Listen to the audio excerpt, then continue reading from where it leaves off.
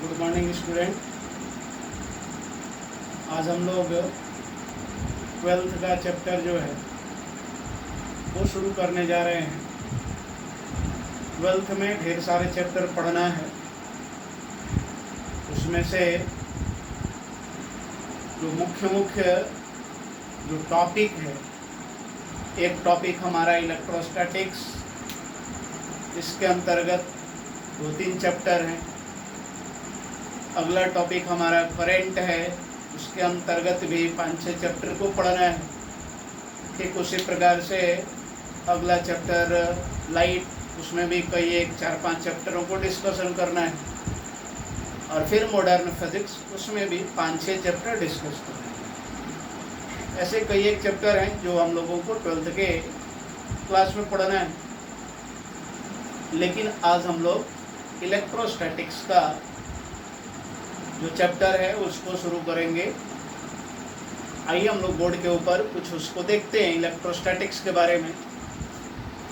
वो इलेक्ट्रोस्टैटिक्स हमारा क्या है? इलेक्ट्रोस्टैटिक्स जो है फिजिक्स का वह ब्रांच है जिसमें हम लोग स्टैटिक चार्ज के प्रॉपर्टी और उसके इफेक्ट के बारे में चर्चा करते हैं। यानी कोई चार्ज अगर रेस्ट के पोजीशन में हो, कोई चार्ज रेस्ट में है, then that charge is called static charge. और अगर चार्ज स्टैटिक हो तो उसका क्या प्रॉपर्टी हो सकता है, सराउंडिंग में उसका क्या इफेक्ट हो सकता है, उसी के बारे में अगर हम अध्ययन करें तो उस स्टडी को हम लोग इलेक्ट्रोस्टैटिक्स करते हैं। तो इलेक्ट्रोस्टैटिक्स है क्या? It is the branch of physics which deals with property and effect exhibited by a static charge. Electrostatics physics का वह ब्रांच है जिसमें हम लोग स्टैटिक चार्ज का प्रॉपर्टी और उसके इफेक्ट के बारे में चर्चा करते हैं। अब इलेक्ट्रोस्टैटिक्स में मैटर को जो है 2 भाग में बांटा गया। एक को हम लोग बोलते हैं गुड कंडक्टर और दूसरे को बोलते हैं insulator. What is good conductor? Good conductor वैसा सब्सटेंस है जिसका वैलेंस इलेक्ट्रॉन एक जगह से दूसरी जगह जाने के लिए फ्री हो। यानी कोई भी सब्सटेंस है और उसकी आउटर मोस्ट ऑर्बिट में जो इलेक्ट्रॉन है that is called valence electron, और वह इलेक्ट्रॉन अगर एक जगह से दूसरी जगह जाने के लिए फ्री है तो ऐसे सब्सटेंस को हम गुड कंडक्टर कहते हैं। एग्जाम्पल क्या हो सकता है? तो गुड कंडक्टर का जो एग्जाम्पल है वो जितना मेटल है, ऑल मेटल, एक आध एक्सेप्शन हो सकता है, लेकिन जनरली जितना मेटल है दैट आर गुड कंडक्टर। और क्या? ग्रेफाइट, यह भी गुड कंडक्टर है, लेकिन दूसरा कार्बन का जो डायमंड है that is not good conductor. तो गुड कंडक्टर किसको कहेंगे? गुड कंडक्टर वैसा सब्सटेंस होता है जिसका वैलेंस इलेक्ट्रॉन एक जगह से दूसरी जगह जाने के लिए फ्री हो। यहाँ हम लोग उसी चीज को लिखे हैं गुड कंडक्टर के बारे में। In good conductor valence electron are assumed to free to move from one point to another. Example क्या है? All metal, graphite, not diamond. अब मेटल के अंदर जो फ्री इलेक्ट्रॉन की संख्या है, मेटल के अंदर फ्री इलेक्ट्रॉन की संख्या 10 का पावर 22 का ऑर्डर होता है। इसी में थोड़ा ज़्यादा हो सकता है या कम भी हो सकता है, लेकिन नियर अबाउट यही ऑर्डर 1 सेंटीमीटर क्यूब जो है, यानी इन metal 10 to the power 22 electrons पर सेंटीमीटर क्यूब इज फ्री। यानी 1 सेंटीमीटर क्यूब अगर मेटल का है, सेंटीमीटर क्यूब ऑब्वियस वॉल्यूम है, उसमें इतना इलेक्ट्रॉन जो है फ्री रहता है। दूसरा क्या है, इलेक्ट्रोस्टैट में मैटर दो था, गुड कंडक्टर, इंसुलेटर। तो गुड कंडक्टर के बारे में चर्चा कर दिया। अब इंसुलेटर क्या है? इंसुलेटर जो है वैसा सब्सटेंस होगा जिसके अंदर वैलेंस इलेक्ट्रॉन एक जगह से दूसरी जगह जाने के लिए फ्री नहीं है। यानी इंसुलेटर के अंदर वैलेंस इलेक्ट्रॉन एक जगह से दूसरी जगह मूव नहीं कर सकता है। या दूसरी भाषा में कहें तो अगर कुछ वैलेंस इलेक्ट्रॉन मूव करता भी है, उसकी संख्या इतना कम है, उसके मोशन के कारण करंट का जो फ्लो है बहुत ज़्यादा नहीं हो पाता है। या आप ऐसा कहें, उस चार्ज के मोशन की वजह से जो इलेक्ट्रिसिटी हम लोगों को मिल सकता है, जो कि अगले चैप्टर में हम लोग चर्चा करेंगे इलेक्ट्रिसिटी के बारे में, जिसमें चार्ज के मोशन का स्टडी करना है। तो इसमें क्या है हमारा, इसमें वैलेंस इलेक्ट्रॉन की संख्या मेटल से अगर कंपेयर करें, मेटल में 10 टू द पावर 22, इंसुलेटर में 10 टू द पावर 7, तो काफ़ी कम है। इसलिए ऐसे सब्सटेंस को हम लोग इंसुलेटर कहते हैं। एग्जाम्पल इसका क्या है? एग्जाम्पल आप लिख सकते हैं, ऑल नॉन मेटल। जितना नॉन मेटल है वो सारा का सारा इंसुलेटर है। अब यहाँ पर चार्ज क्या है? क्योंकि पूरे इलेक्ट्रोस्टैटिक्स में चार्ज की ही चर्चा करेंगे, तो चार्ज किसको कहते हैं? चार्ज किसी भी बॉडी का अपना प्रॉपर्टी होता है जो उस बॉडी पर अपीयर होता है इलेक्ट्रॉन के ट्रांसफर के कारण। Charge of any body is its property which appear on the body due to transfer of electron. यानी कोई भी बॉडी अगर चार्ज है, जिसका मतलब कि इलेक्ट्रॉन का वहाँ ट्रांसफर जरूर हुआ है। तो चार्जिंग का जो डिफरेंट टाइप है, बॉडी को चार्ज कैसे कर सकते हैं, किसी बॉडी के ऊपर चार्ज कैसे आ सकता है, चार्जिंग के कई एक मेथड होते हैं। उसमें से एक मेथड है charging by friction. What is charging by friction? Charging by friction क्या है? तो चार्जिंग बाय फ्रिक्शन में होता क्या है कि जब दो बॉडी को एक दूसरे के साथ रब्ड करते हैं, तो वैसी स्थिति में एक बॉडी से इलेक्ट्रॉन ट्रांसफर हो जाता है दूसरे बॉडी पर, और इस तरह से एक बॉडी आपका पॉजिटिवली चार्ज हो जाता है, और जिसके ऊपर इलेक्ट्रॉन ट्रांसफर हुआ वो नेगेटिवली चार्ज होगा। यानी दो बॉडी को रब्ड करें और इस रबिंग के कारण अगर चार्ज का ट्रांसफर हुआ है, then that process of charging is known as charging by friction. तो कैसा दो बॉडी होना चाहिए? क्या किसी भी दो बॉडी को रब्ड कर दे क्या? ऐसा नहीं। एक उसमें से इलेक्ट्रॉन का जनरली डोनर रहना चाहिए, जो इजीली इलेक्ट्रॉन को डोनेट कर सके, और दूसरा जो है एक्सेप्ट कर सके। इसको हम लोग बोर्ड के ऊपर देखते हैं। चार्जिंग बाय फ्रिक्शन क्या है? When two body rubbed against each other, दो बॉडी को जब हम एक दूसरे के अगेंस्ट रब्ड करते हैं, तो एक बॉडी आपका पॉजिटिवली चार्ज होगा, दूसरा बॉडी आपका नेगेटिवली चार्ज होगा। एग्जाम्पल, जैसे मान लो ये एक ग्लास रॉड है और यहाँ पर एक सिल्क क्लॉथ है। अभी इसके ऊपर भी कोई चार्ज नहीं है, इसके ऊपर भी चार्ज नहीं, लेकिन हम क्या करें, इस ग्लास रॉड को इस सिल्क क्लॉथ के साथ रबिंग कर दें, एक दूसरे के साथ रबिंग कर दें, तो ग्लास रॉड से इलेक्ट्रॉन ट्रांसफर होकर के सिल्क क्लॉथ पर चला जाए। तो ग्लास रॉड ने इलेक्ट्रॉन दिया, इसलिए इसके पास इलेक्ट्रॉन की कमी हो गई, तो इसके ऊपर जो है पॉजिटिव चार्ज आ जाएगा, और सिल्क क्लॉथ ने इलेक्ट्रॉन लिया, इसलिए इसके ऊपर नेगेटिव चार्ज आ जाएगा। तो हम लोग ग्लास रॉड हमारा क्या हो गया? Glass rod becomes positively charged, और यहाँ silk cloth becomes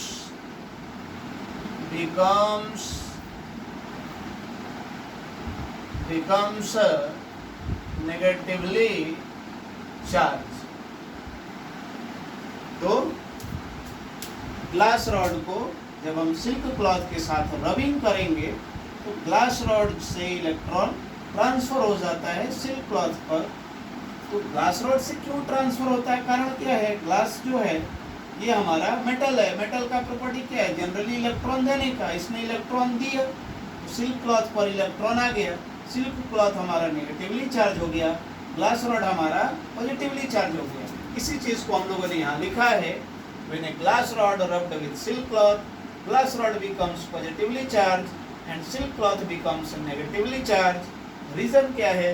when glass rod rubbed with silk cloth, electron transfer from glass to silk।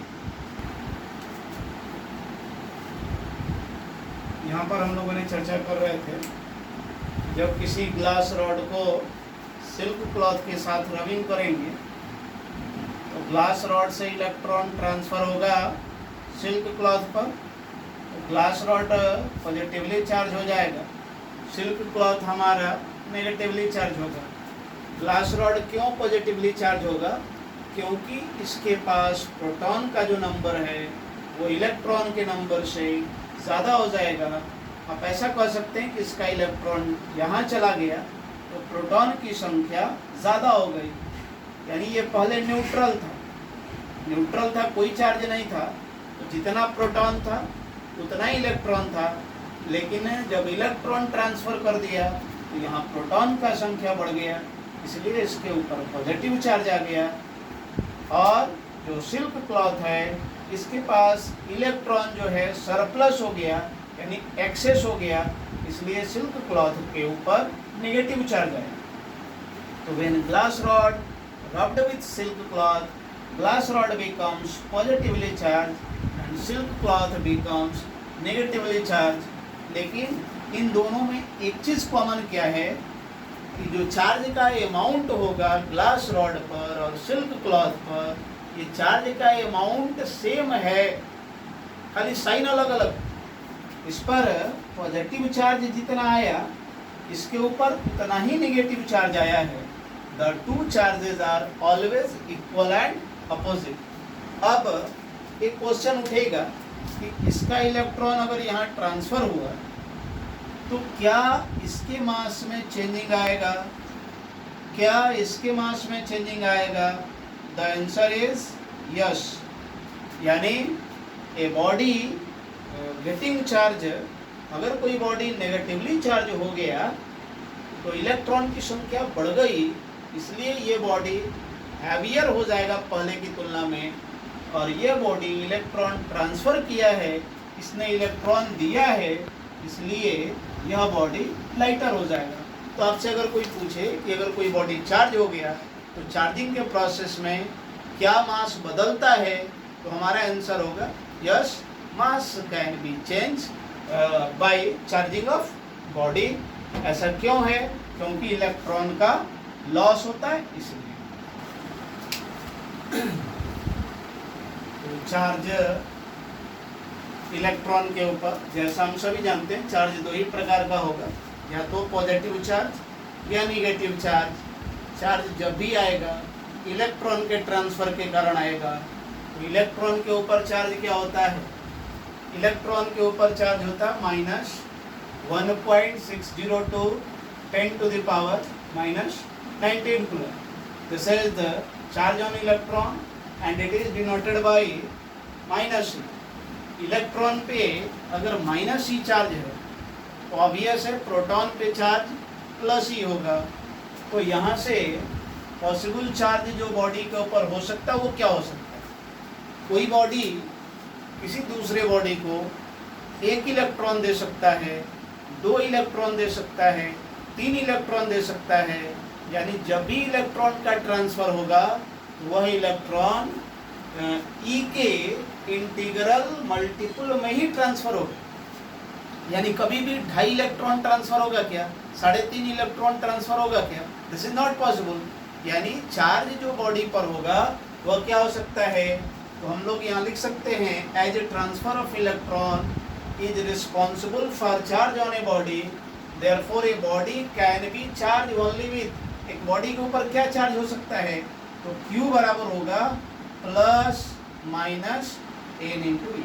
Plus क्यों, पॉजिटिव चार्ज आएगा तो प्लस, बॉडी के ऊपर नेगेटिव चार्ज आएगा तो माइनस, तो Q बराबर क्या, n इंटू ई, जहाँ पर n क्या है, वेयर n इज इंटीजर, और e हमारा क्या है, e हमारा चार्ज ऑन इलेक्ट्रॉन या 1 क्वांटम चार्ज भी इसको बोल सकते हैं।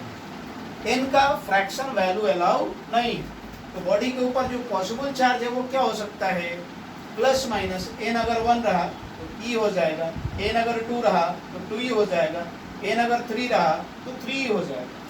यानी no body can charge with electricity 2.5 e, इस प्रकार का कोई भी चार्ज, फ्रैक्शन वाला कोई भी चार्ज किसी बॉडी के ऊपर नहीं हो सकता है। बॉडी के ऊपर जो चार्ज होगा वह चार्ज E का इंटीग्रल मल्टीपल होगा।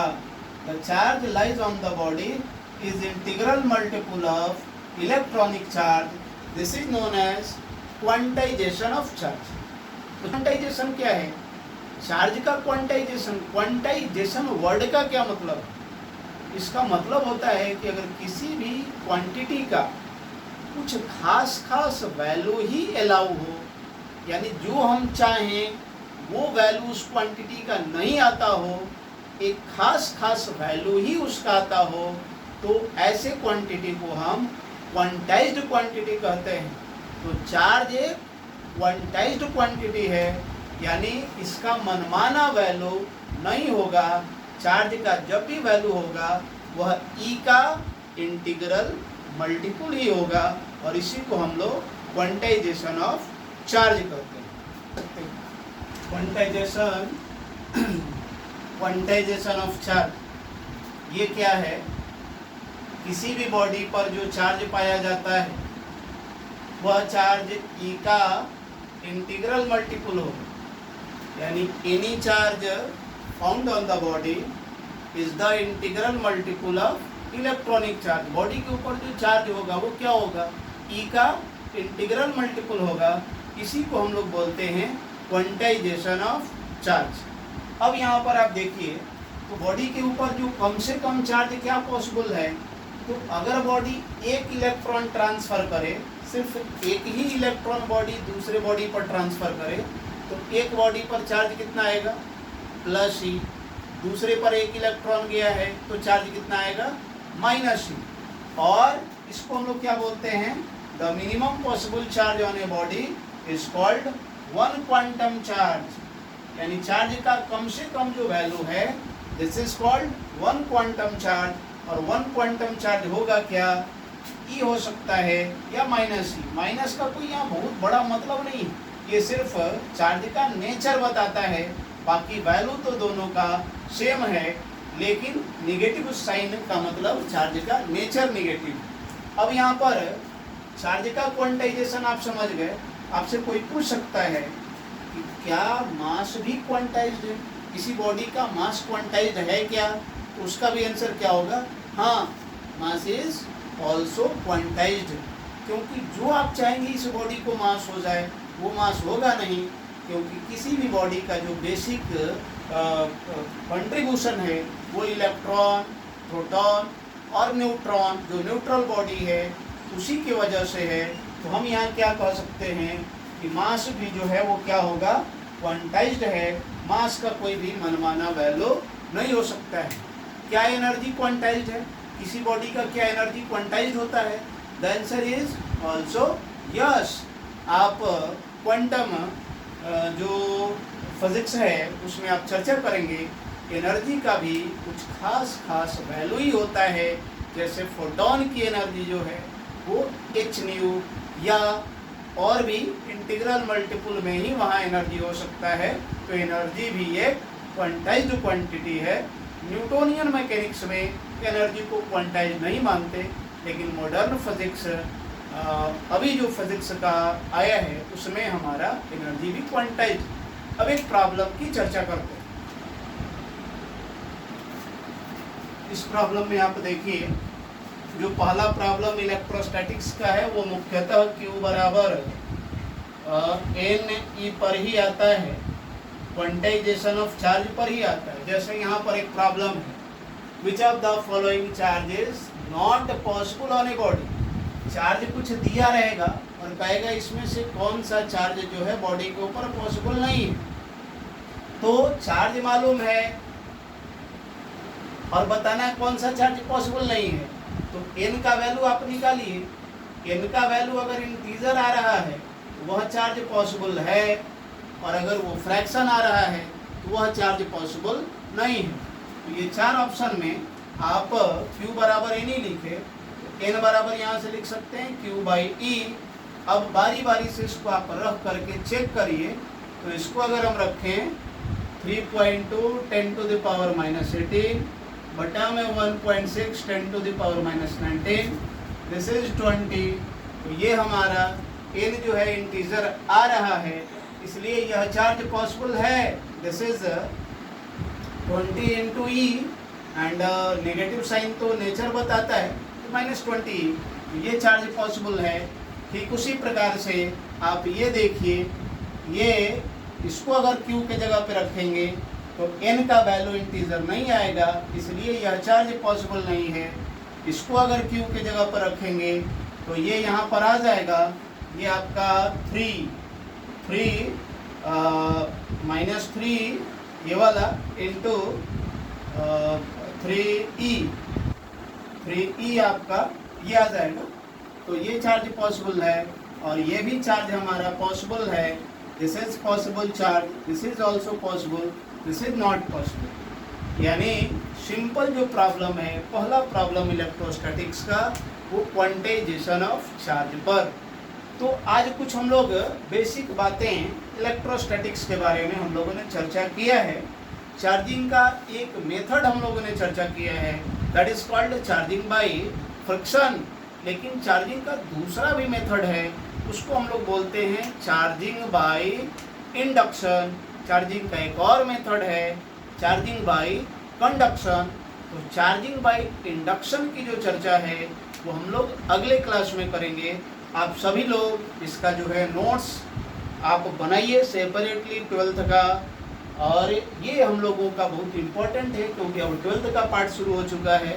जब हम लोग फिर क्लास में मिलेंगे तो बाकी और भी बातें ढेर सारी आपको करेंगे। मैं भी क्लास को बहुत ज़्यादा मिस कर रहा हूँ, सामने आप भी शायद मिस कर ही रहे। ठीक है, अगले दिन मिलते हैं।